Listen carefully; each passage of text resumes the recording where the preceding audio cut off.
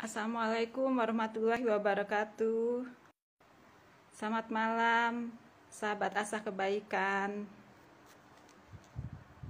Malam ini saya akan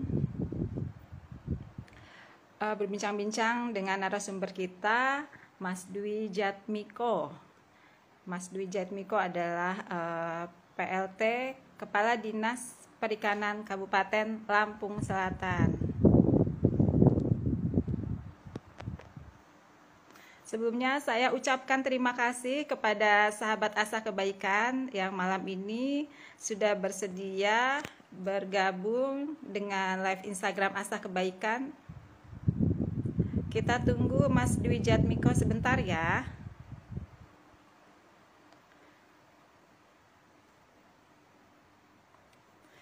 Sebelumnya saya akan membacakan lebih dahulu biodata Dwi Jatmiko. Dwi Jatmiko adalah PLT Kepala Dinas Perikanan Kabupaten Lampung Selatan. Dwi Jatmiko lahir di Kalianda pada Juli 1974. Beliau menamatkan sekolahnya dari TK sampai SMA di Kalianda, Lampung Selatan. Kemudian melanjutkan pendidikan di S1 jurusan Perikanan, Fakultas Perikanan dan Kelautan. Terima kasih untuk Poppy Arisa sudah bergabung. Halo Poppy, kita tunggu Mas Dwi Jatmiko. Nah, halo, assalamualaikum. Mas Dwi Jatmiko sudah bergabung. Saya akan coba mengundangnya ya.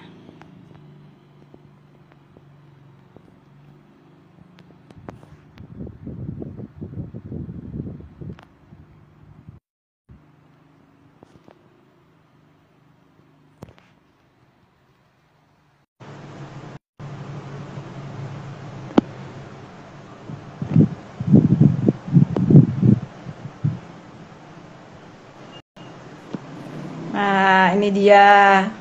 Halo, assalamualaikum, Mas Dwi Jatmiko. Salam. Gimana nih di Kalianda, Lampung Selatan? Kondisi cuaca bagaimana malam ini? Hujankah?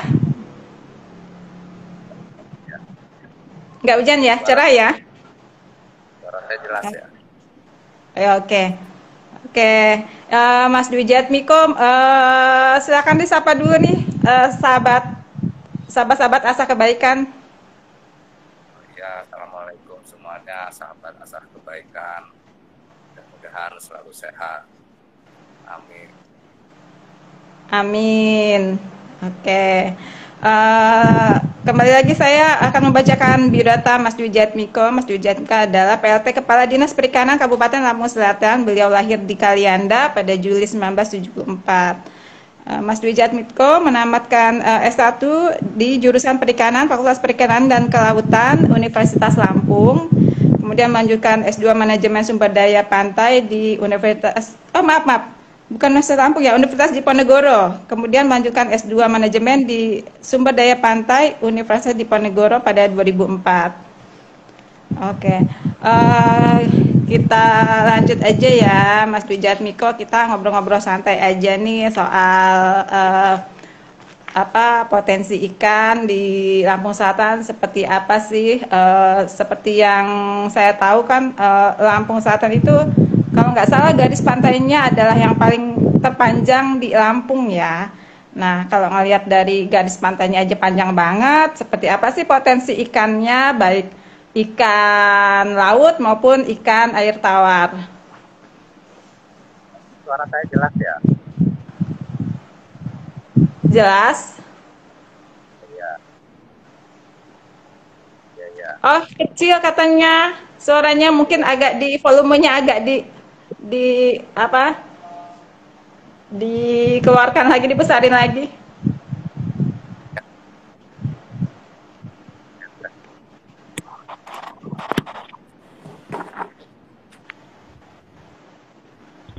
Ya, mungkin sudah kedengeran ya.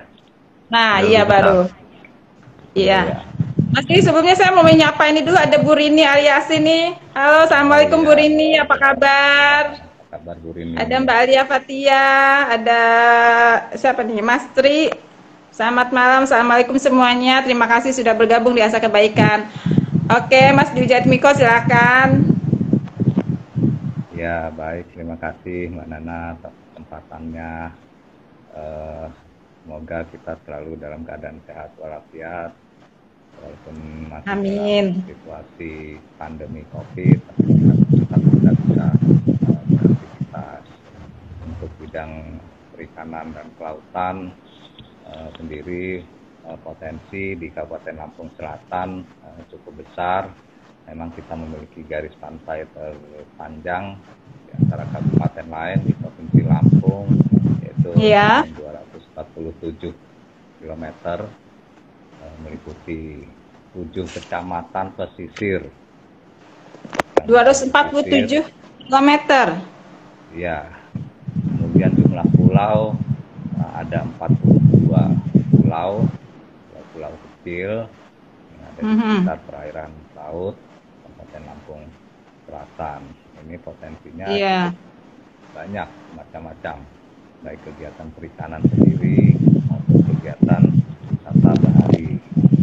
Banyak objek-objek wisata. Kemudian untuk perikanan sendiri, tentunya kalau yang hubungannya dengan kelautan, dengan di laut, ini kegiatan penangkapan ikan. Dan di darat itu ada kegiatan budidaya. Itu pun kegiatannya macam-macam. Kita cukup lengkap potensinya. Ada budidaya laut, ada budidaya payau, ada budidaya perairan darat atau air tawar. Ini hampir di semua kecamatan punya potensi untuk dikembangkan, untuk meningkatkan produksi perikanan. Mungkin suaranya agak dikerasin lagi, Mas Dwi. Iya. Iya. Nah, kalau potensi yang di laut, ikan apa nih yang sangat potensial di Lampung Selatan? Ya sebenarnya untuk perairan laut kita punya potensi banyak jenisnya ya. Tapi yang di Kalianda ini sekitarnya yang terkenal ikan simba. Kan Oh, ikan simba ya. kalau pindang di sini sukanya ikan pindang simba gitu. Tapi kalau Ikan jenisnya simba itu, cukup banyak ya. ikan simba itu Ya, kalau di luar orang nyebutnya apa ya? ikan simba itu ikan kue kira-kira. Kalau Tapi agak bahasa beda ya sama nasionalnya. ikan kue. Kalau yang Iya, ikan simba juga jenisnya macam-macam. Di sini juga ada yang agak pipih, ada yang agak bulat. Memang iya. ada beberapa jenis juga. Oke, jadi kalau di Kalianda terkenalnya dengan ikan simba itu ya, atau kalau orang luar nyebutnya ikan kue. Ya. Terus kalau di luar ikan apa nih? Ya, kalau kelautannya kita jasa-jasa kelautan seperti pariwisata. Ini pariwisata bahari kita juga cukup banyak. Dari potensi terumbu karang misalnya, kemudian wisata mancing. Ini juga banyak penggemarnya di daerah-daerah, di spot-spot mancing baik di laut maupun di usaha-usaha yang air tawar ini cukup banyak juga. Lainnya misalnya potensi wisata yang berkaitan dengan wisata alam, khususnya wisata bahari. Itu kalau Ada terumbu beberapa karang di spot. mana tuh? Spot-spot terumbu karang yang paling iya, cantik di mana? di perairan kepulauan, Pulau Sebesi, Pulau Sebuku ini cukup bagus dan masih alami lah, belum rusak. Jalan ya. Di Pulau Sebesi, Sebuku. Sebesi, Termasuk Sebuku. pulau-pulau ya. Pulau-pulau lain juga ada biasanya yang pulau-pulau cukup bagus sih kondisinya. Kalau spot mancing sama di situ juga. Iya, spot mancing sepanjang pantai memang yang terkenal di Tanjung Tua. Tanjung Tua ini juga yang paling terkenal, katanya ikannya besar-besar, ikan simbanya di situ. Oh, spot mancing di Tanjung Tua dekat Iya, Bakahuni ya? iya di Bakahuni, termasuk kecamatan Bakahuni.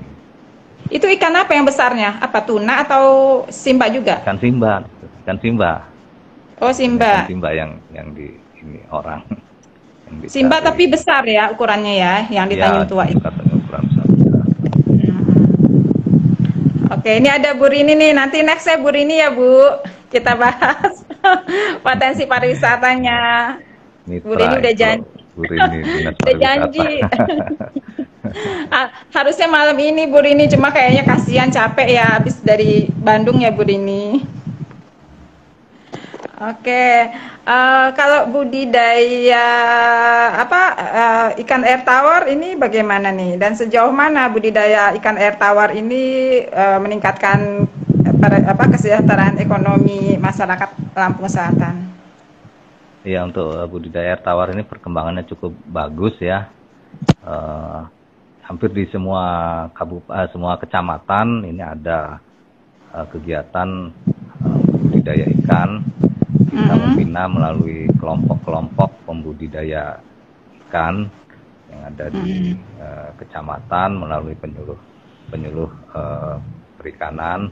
Jenisnya juga beragam, ada ikan nila, ikan lele, ikan patin, ikan gurame, dan lain-lain.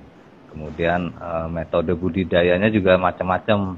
Ada yang pakai kolam tanah, kemudian ada kolam beton, ada teknologi pakai kolam terpal, ada juga yang teknologi bioflok, bahkan sekarang Teknologi ada apa? bioflok, Bioflok. namanya bioflok, itu kolam terpal yang bulat, kepadatannya padat tinggi, dan yang terbaru ini adalah budik damber namanya, budidaya ikan dalam ember.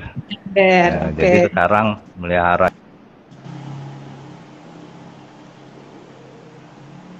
Wah, kayaknya ada gangguan sinyal nih.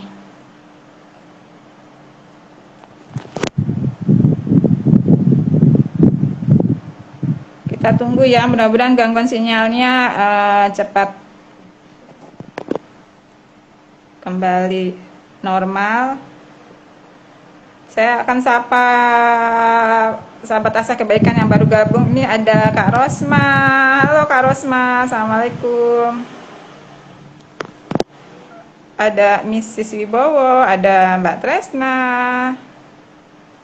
ada Bang Iwan Barek dari Batam. Wah, terima kasih sudah bergabung. Tapi ini Mas Dwi-nya terlempar nih. Saya undang lagi ya.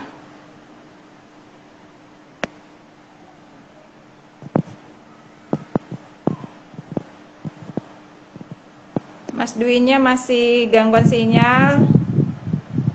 Halo, saya sapa nih, ada Aji Jainun. Terima kasih sudah bergabung.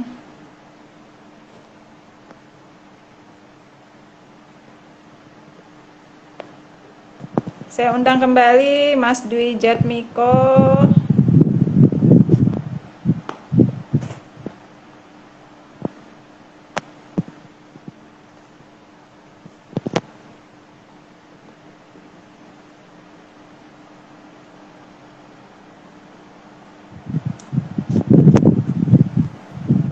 Ya, tadi ada telepon masuk. Oh, ada telepon masuk. Oke. Suruh tunggu sebentar, telepon lagi.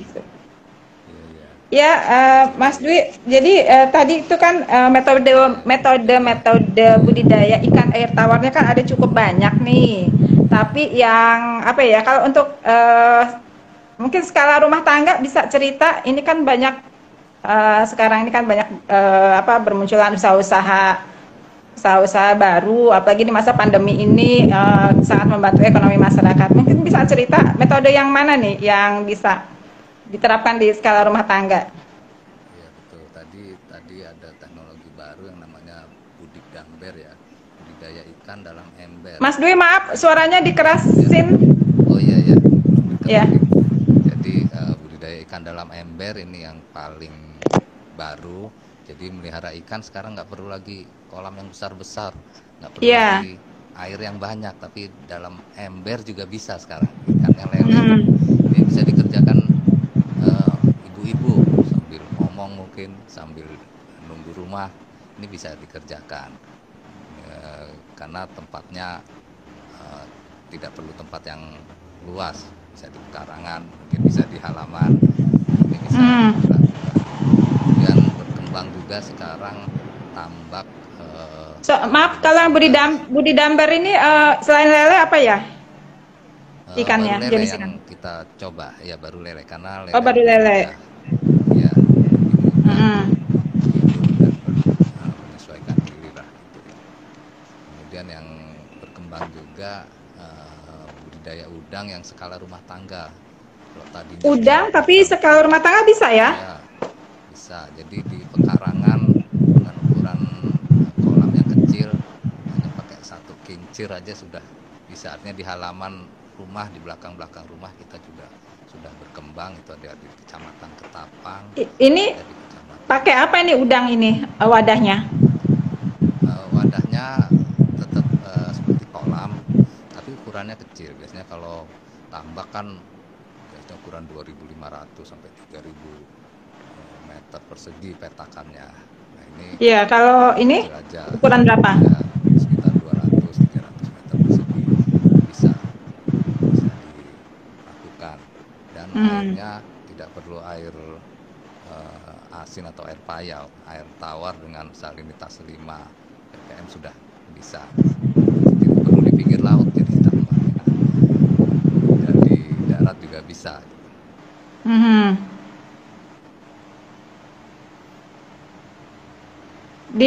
Mungkin untuk yang apa yang paling berhasil di mana nih, daerah mana? Yang sudah berhasil di Kecamatan Ketapang, ada kemudian di Di mana? Yang kok Seragi, yang suaranya Kecamatan kurang. Kecamatan Seragi di Desa Oh, Seragi. Batagung, ya, kemudian Kecamatan Mm-mm. Ketapang ini juga sudah mulai berkembang. Udangnya udang Paname namanya. Kalau boleh tahu itu 200 sampai 300 meter persegi itu produksi sekali panen itu dapat berapa ya? Hampir satu ton bisa. 1 ton. Ya tergantung juga pada tebarnya. Kemudian juga keunggulan kita kan benih udangnya kita dari Kabupaten Lampung Selatan sendiri. Kita ada sentra udang di Kecamatan Kalianda, Kecamatan Raja Basa. Itu juga usaha-usaha masyarakat ya di belakang-belakang rumah yang namanya hatchery udang. Suaranya agak-agak hilang-hilang. Ini 1 ton ini panen untuk setahun berapa kali? Bisa sampai 3-4 kali. Oh, bisa 3 sampai 4 kali. Ya. 1 ton ini kira-kira berapa nih omsetnya nih? Omsetnya yang jelas lebih, ya kalau modal nggak sebesar tambak konvensional biasa ya, namanya sekarang Iya. tangga.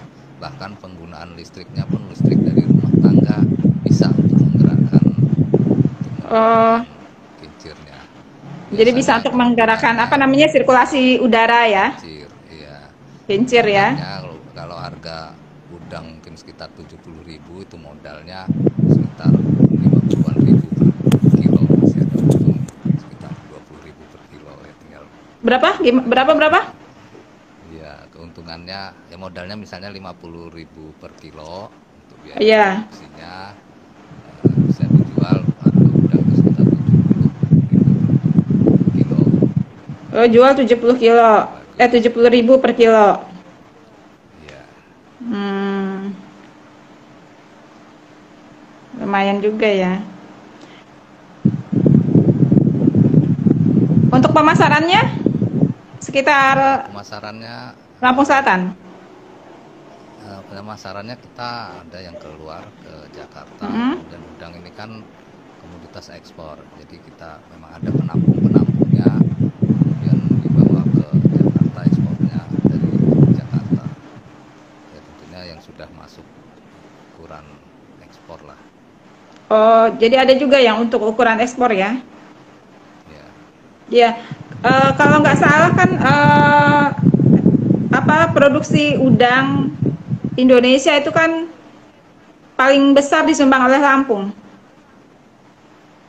Iya, kalau bicara udang nasional, Iya, Lampung ini nomor satu ya. ya, satu. Skip. Kemudian kalau bicara Lampung Mhm. Selatan juga termasuk penyumbang terbesar juga. Oh, jadi Selain dari Lampung Selatan penyumbang terbesar untuk Lampung, dan Lampung adalah penyumbang udang terbesar untuk nasional. Kalau nggak salah itu sekitar 40% produksi udang nasional itu disumbang oleh Lampung. ya, betul. Oke.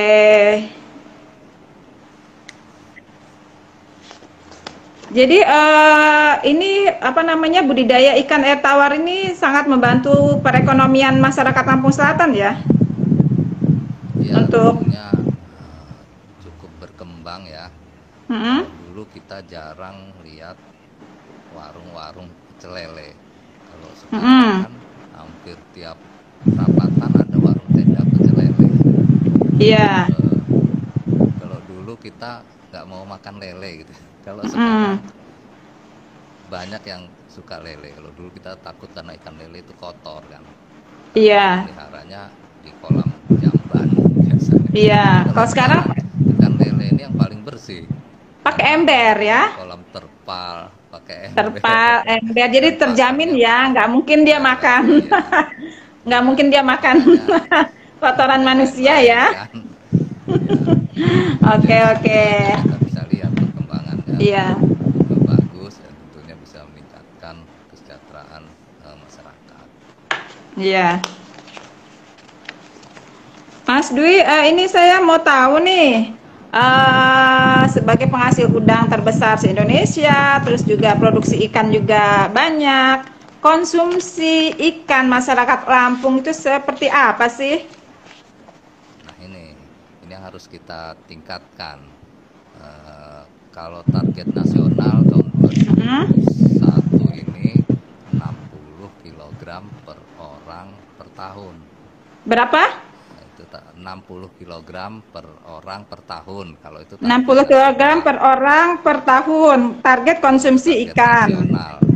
Oke, target konsumsi Tapi, ikan per orang adalah 60 kilogram per orang per tahun. Tapi faktanya masih seperti apa? Tapi faktanya kalau Mhm. Lampung ini masih di bawah 50 kilogram per orang per tahun.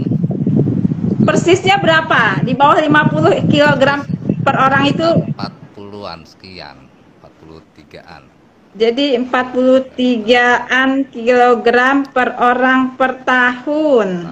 Jadi harus kita kejar lagi untuk meningkatkan Sampai 60 ya? Sampai 60 Kalau kilogram per orang per negara-negara tahun. tetangga, Mhm. negara tetangga Malaysia, Singapura itu sudah di angka 80-an lebih. Di angka 80-an kilogram ya? Ya lebih. Kalau Oke. negara Tapi maju seperti dibanding Jepang sudah di atas Jepang berapa? 100. Jepang 100 kilogram per orang per Iya. tahun. Oke.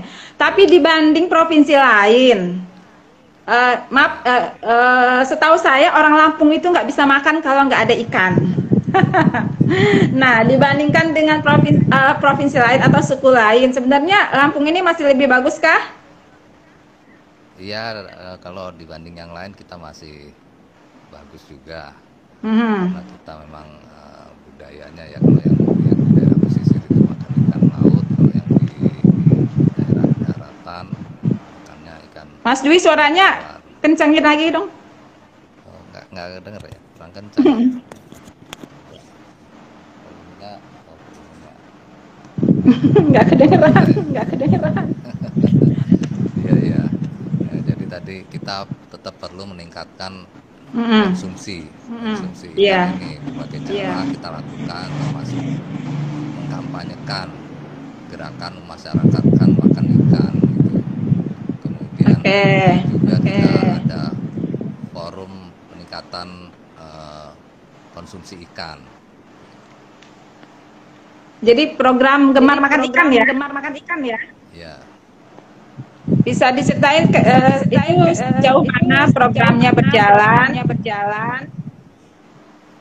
iya untuk program Gemar Ikan atau gerakan memasyarakatkan ikan itu hampir setiap tahun kita lakukan. Kemarin hanya terkendala pandemi ya. Kita ada kegiatan misalnya ikan untuk anak sekolah. Gitu. Tujuan kita adalah supaya anak-anak gemar makan ikan, karena banyak juga yang nggak suka ikan gitu kan. Kemudian juga mengedukasi anak-anak sekolah supaya mengetahui manfaat makan ikan. Dan suatu saat mereka dewasa, punya keluarga, sehingga bisa mengatur menu dalam keluarganya dengan selalu makan ikan. Oke, mungkin bisa diceritain apa sih manfaat makan ikan? Ya, banyak ya kalau manfaat makan ikan, karena ikan itu punya kandungan gizi yang baik. Ada yang namanya asam omega 3 yang bermanfaat untuk kecerdasan anak-anak, kemudian juga mencegah stunting. Nah, ini juga. Oke, jadi ikan mengandung asam lemak omega 3 dan proteinnya juga bisa mencegah stunting ya, atau gizi buruk yang menyebabkan kekerdilan pada anak. Ya, betul. Mungkin Mas Dwi bisa cerita sedikit soal stunting di Lampung Selatan dan peran ikan ini sejauh mana sekarang terhadap penurunan angka stunting. Kalau nggak salah di 2023 ya, Lampung Selatan kan targetnya itu 0% untuk angka stunting. Ya, target kita 2024 kan 2024 ya? Ya, 2024 itu 0%. Perkembangannya cukup baik, Mbak Nana. Tahun 2013 itu 43%. 43% stuntingnya di Lampung Selatan. Ya, kemudian menurun tahun 2018 29%. Kemudian menurun lagi 2019 5,3%. Dan 2021 ini catatannya sudah 3,6%. Jadi prevalensi stuntingnya cukup baik. Sedangkan nasional ini di tahun 2024 targetnya 14%. Sebelum tahun 2004 sudah bisa mencapai 3,6%. 6%. Jadi program pencegahan stunting ini melalui program namanya swasembada gizi. Swasembada gizi ya. Swasembada gizi ini ada diketuai oleh Ibu Duta Swasembada Gizi Kabupaten, Ibu Hajah Winarni Nanang Hermanto sebagai Duta Swasembadanya. Kaitannya dengan perikanan ini salah satu tim atau salah satu komponen kaitan dengan swasembada gizi. Jadi kalau kaitannya dengan menu makanan, ini salah satunya adalah bagaimana kita meningkatkan konsumsi makan ikan untuk pencegahan stunting. Oke, mungkin lebih dikreasikan lagi ya. Kalau nggak suka makan ikan, dibikin diolah atau menjadi apa gitu ya ikannya. Nah, ini sejauh mana sih teknologi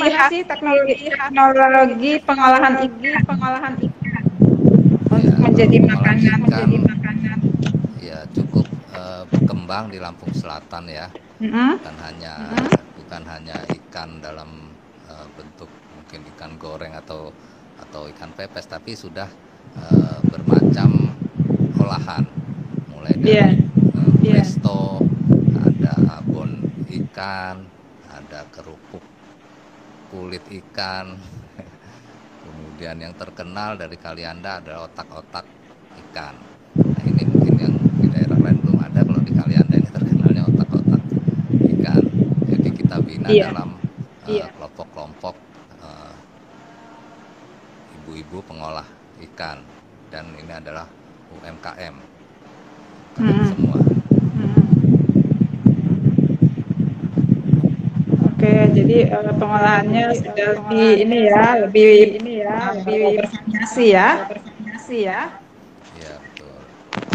Oke, Mas Dwi, kita jawab pertanyaan sahabat sahabat dari kebaikan ya. Iya ya, boleh Mbak Nana. Mm-mm. Mm-mm. Ini ada pertanyaan dari Alia Fatia. Awal stunting anak itu sejak dari di dalam kandungan. Apa yang telah atau akan dilakukan pemerintah Provinsi Lampung untuk menaikkan gizi ibu hamil untuk mencegah stunting? Ya, langsung bisa dijawab ya. Iya, langsung aja. Ya, ini yang penting adalah 1000 hari pertama kehidupan. Jadi mulai dari di dalam kandungan sampai berumur 2 tahun anaknya. Iya. Jadi sejak dari kandungan ini harus terpenuhi gizinya.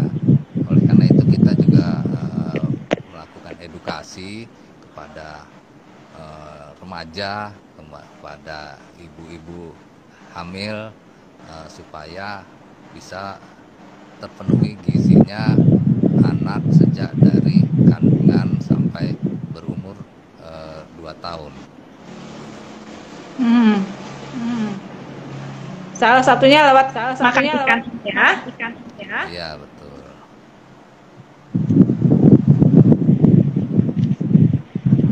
Jadi kalau nggak suka ikan dalam bentuk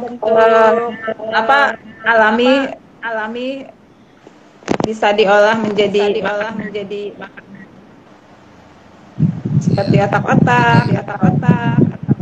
Ya, jadi kalau bidang ikan ini selain bisa diolah, ikan ini kan macam-macam. Kalau nggak suka ikan lele mungkin bisa ikan gurame, nggak suka ikan gurame ada ikan laut yang bermacam-macam. Jadi sebenarnya variannya banyak, pilihannya banyak. Kemudian diolah juga olahannya banyak. Jadi tidak ada alasan sebenarnya untuk tidak suka ikan. Dan daging ikan ini teksturnya kan lembut. Jadi untuk anak-anak tuh bayi pun yang sistem pencernaannya belum seperti orang dewasa bisa. Karena ikan ini dagingnya lembut, tidak seperti hewan darat lainnya gitu. Oke. Yang mana tadi ikan apa? Yang lembut? Nah, semua ikan umumnya teksturnya lembut karena ikan ini kan berenang, artinya tidak menopang tubuhnya di darat. Kalau hewan darat kan ototnya harus kuat gitu kan untuk menopang tubuhnya. Kalau ikan karena di air tidak perlu otot yang kuat, makanya dagingnya juga lembut. Oke. Jadi emang secara alami memang ikan lembut. Kalau misalnya yang nggak suka ikan goreng karena terlalu amis, mungkin maaf ini saya bisa kasih saran mungkin dipindah pakai nanas, pakai belimbing wulu, biar segar. Iya. Ini ada pertanyaan. Iya, Mbak. Dari Mrs. Wibowo, sejauh mana sih upaya menekan dengan potensi ikan di Lampung Selatan? Agak mirip sih ya dengan yang tadi. Iya. Tapi mungkin bisa dikembangkan Mas. Ya, saya sampaikan tadi bahwa kaitannya sangat erat antara program peningkatan angka konsumsi ikan dengan penurunan stunting. Ini kalau dilihat dari prevalensi stunting ini kan menurun. Ini rupanya sejalan dengan peningkatan produksi gitu kan. Kita lihat kalau dulu tadi saya sampaikan banyak orang tidak suka lele, sekarang orang banyak yang suka lele. Nah ini contoh saja, artinya perkembangan ikan sejalan dengan penurunan angka stuntingnya begitu. Artinya ikan ini ikut juga berfungsi atau berperan untuk menurunkan angka stunting. Mas Dwi, ini apa parameternya ya bahwa penurunan angka stunting ini adalah kontribusi terbesarnya memang dari konsumsi ikan. Ada nggak parameternya? Sebenarnya kalau kontribusi terbesar belum kita lihat juga, karena kita juga ada misalnya konsumsi telur. Kalau dari peternakan itu kan kampanyenya juga makan telur gitu kan. Iya. Kemudian ada juga makan sayur, buah dari pertanian begitu. Hanya kita memang ikan ini banyak kelebihannya tadi saya sampaikan, selain punya nutrisi yang baik, juga makan ikan ini aman lah. kita tidak perlu takut misalnya terkena darah tinggi misalnya kan, kemudian tidak takut terkena kolesterol gitu kan, Iya. asam lemak. Iya. Ikan ini asam lemak yang tidak jenuh, jadi lebih aman lah kita meskipun makan ikan yang banyak juga aman-aman saja. Aman-aman saja ya. Aman saja ya. Oke. Ini ada pertanyaan lagi. Kalau yang budidaya dalam ember, apakah hanya ikan saja atau juga tumpang sari? Ada yang di atasnya pakai kangkung atau pakai apa gitu? Kalau di Lampung Selatan pakai apa? Iya betul Mbak Nana. Memang itu di atasnya bisa ditanemin kangkung. Jadi di airnya ada ikannya, kemudian di atasnya pakai kangkung sehingga kotoran ikan ini bisa diserap untuk pertumbuhan kangkungnya gitu kan. Jadi tumpang sari. Hasilnya ada dua nanti. Iya. Jadi hasilnya ikan dan sayuran. Iya. Ini di daerah mana nih yang sudah berhasil? Sekarang program kita untuk di lokus-lokus stunting. Artinya yang keluarga punya anak stunting kita ajari untuk budidaya ikan dalam ember ini karena jadi memang di target keluarga yang memiliki anak ya. Iya. Mudah meliharanya. Dan ikannya kan nanti kalau memang perlu diambil 1-2 ekor, sisanya masih di ember, artinya dalam keadaan segar terus gitu kan. Dikonsumsi, dimasak, tinggal ambil aja beberapa, sisanya ditinggalkan di ember, besok diambil lagi. Gitu. Jadi seperti kulkas hidup itu. Oke. Mas Dwi, ini kita berlanjut ke pertanyaan dari Eca Ainun. Apakah dari hasil potensi laut yang ada, layak untuk dibangun industri pengalengan ikan dan pengasinan ikan? Iya. Kalau sekarang ini memang masih dikerjakan oleh masyarakat ya, skala rumah tangga itu untuk yang pengasinan. Banyak kita yang usaha pengasinan ikan, perebusan ikan teri juga ada.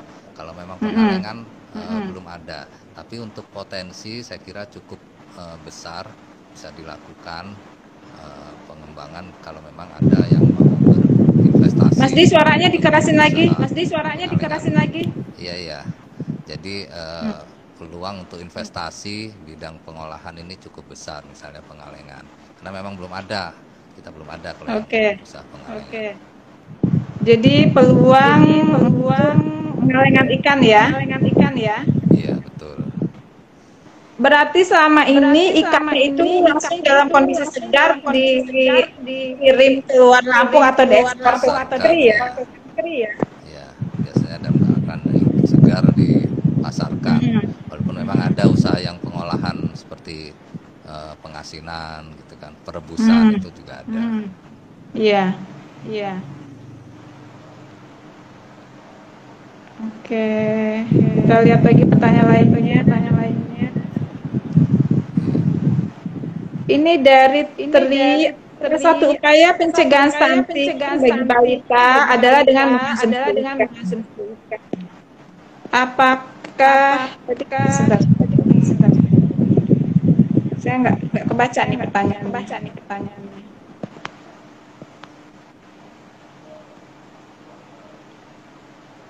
Berapakah kebutuhan ikan ideal untuk dikonsumsi ibu hamil?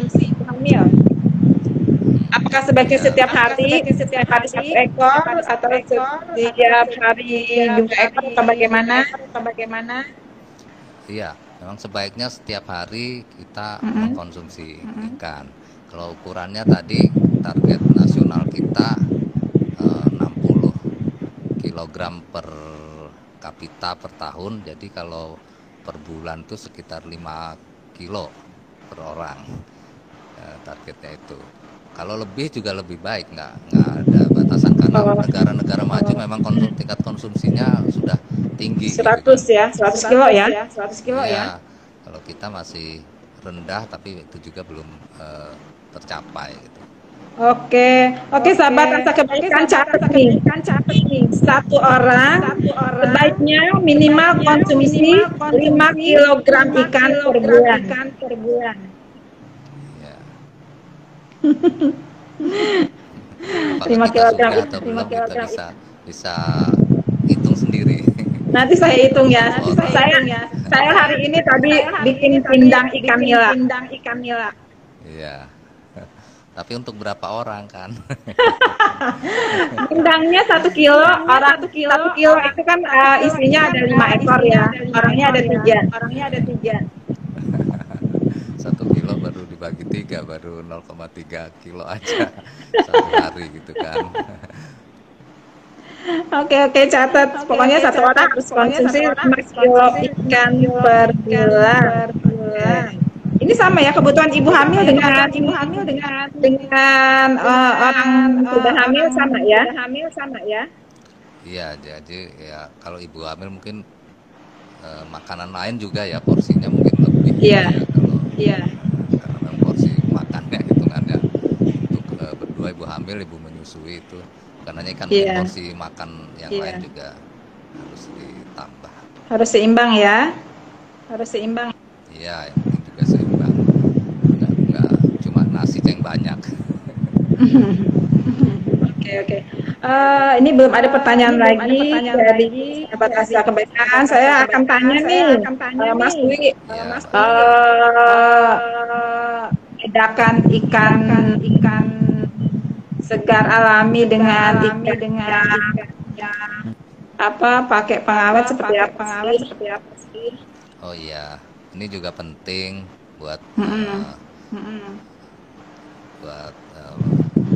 kita semua.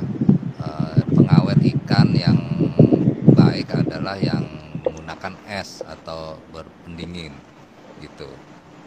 Memang ada beberapa kasus ya, itu pengawetnya pakai formalin. Ini kita tidak sarankan, bahkan dilarang pengawetan ikan dengan menggunakan formalin. Ini kita harus hati-hati kalau di pasar untuk membeli ikan. Kalau ikan air tawar biasanya dijualnya dalam keadaan hidup, jadi itu benar. Tapi kalau ikan laut biasanya sudah mati. Nah ini juga harus kita hati-hati, jangan sampai kita membeli ikan yang berformalin. Nah ini ada beberapa ciri ikan yang berformalin gitu.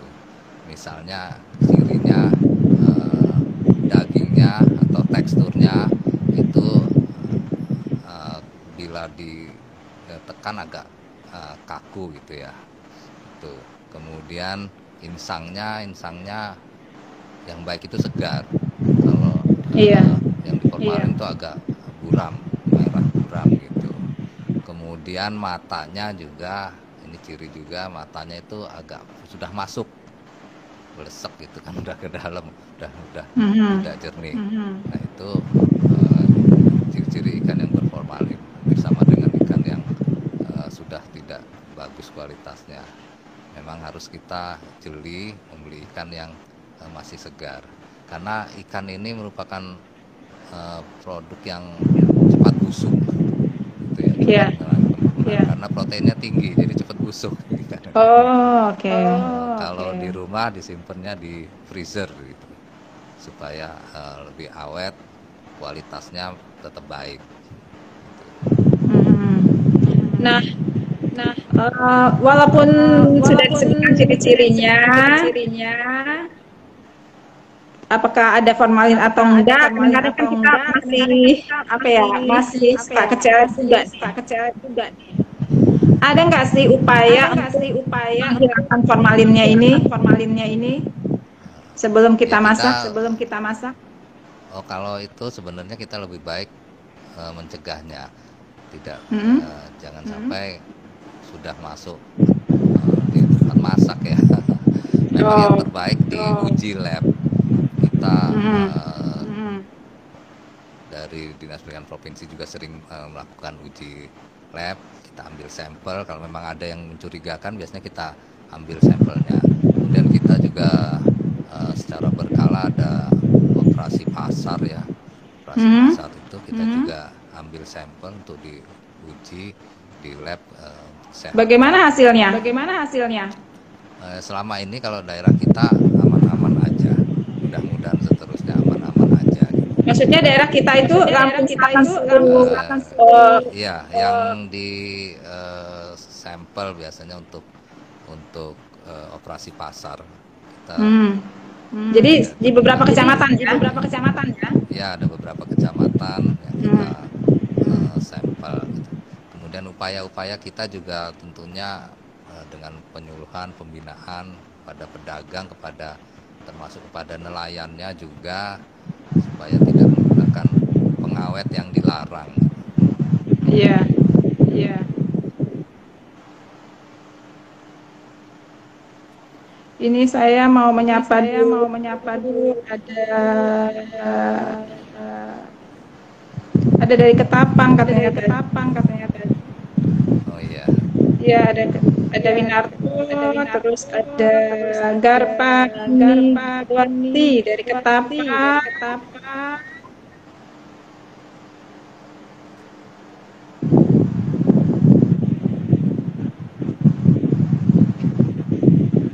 Oke, jadi itu tadi tips-tips bagaimana membedakan ikan yang berformalin atau yang tidak ya. Mas Dwi, ini belum ada pertanyaan lagi dari ikan. Ini suara saya bergema ya? Enggak, jelas. Jelas. Ya. Untuk yang pengolahan ikan jadi produk-produk makanan ringan atau makanan lain, sejauh mana sih Mas Dwi? Mungkin bisa cerita lagi. Iya, banyak juga yang diolah menjadi makanan ringan kayak keripik, mungkin ada kerupuk, macam-macam, ada pilus Ya, oke. Macam-macam itu, dan kemasannya juga sudah mulai bagus-bagus sekarang. Iya. Untuk UMKM ini sudah mulai bagus lah dari sisi kemasan juga. Biasanya kita tampilkan, misalnya ada event-event, misalnya pameran, misalnya expo, itu kita tampilkan biasanya. Iya. Oh ya, tanggal 21 November itu hari ikan nasional ya? Iya, betul Mbak Nana. Nah, kira-kira ada program apa nih? Iya, untuk kalau merayakan. acaranya di pusat memang ada ya. Kemarin kita juga ikut di provinsi juga ada kegiatan gebiar hari ikan. Kita juga tampilkan produk-produknya, gitu. Produk olahan. Iya. Ada ikan hias juga, kita juga ikut partisipasi tampilkan produk-produk. Itu pameran atau apa itu? Iya, semacam bazar lah ya. Oh, bazar. Di mana? Kemarin kita diadakan di lapangan Saburai ya, Bandar Lampung. Di mana? Di lapangan Saburai, Bandar Lampung kemarin. Oh, oke, di lapangan. Jadi di provinsinya. Ya. Oke.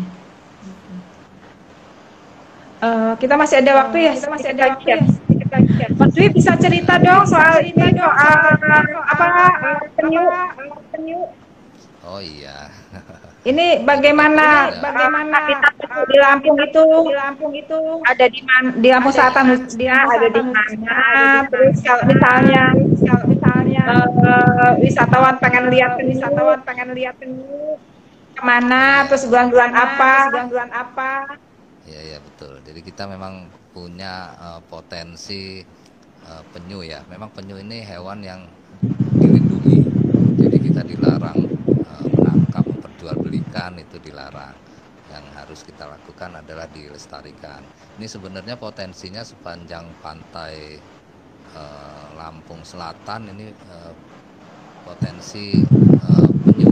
Di Pulau Sebesi juga itu juga banyak. Kemudian pusat kita yang sudah kita bina ada di Darwis Minang Rua, itu di Kecamatan Bakauheni. Kita sudah fasilitasi ya, kita fasilitasi. Hanya kemarin karena ada bencana tsunami, ini penyunya masih jarang yang mampir bertelur gitu. Mudah-mudahan kedepannya nanti sudah mulai pulih lagi. Iya. Biasanya ya sekitar pertengahan tahun itu mereka ada yang bertelur. Telurnya kita ambil, kemudian ditempatkan dalam satu tempat sehingga setelah menetas bisa dipelihara.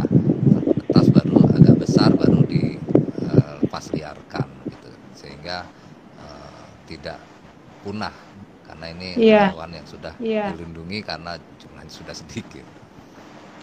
Nah, tempat pemeliharaan telur penyu sehingga mereka jadi tukik itu adanya di mana aja?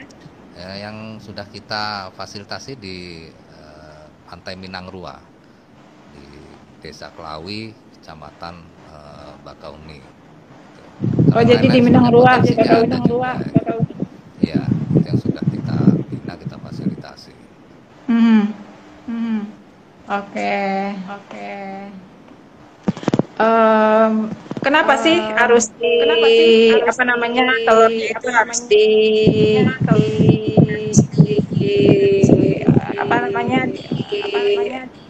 diselamatkan apa istilahnya ya?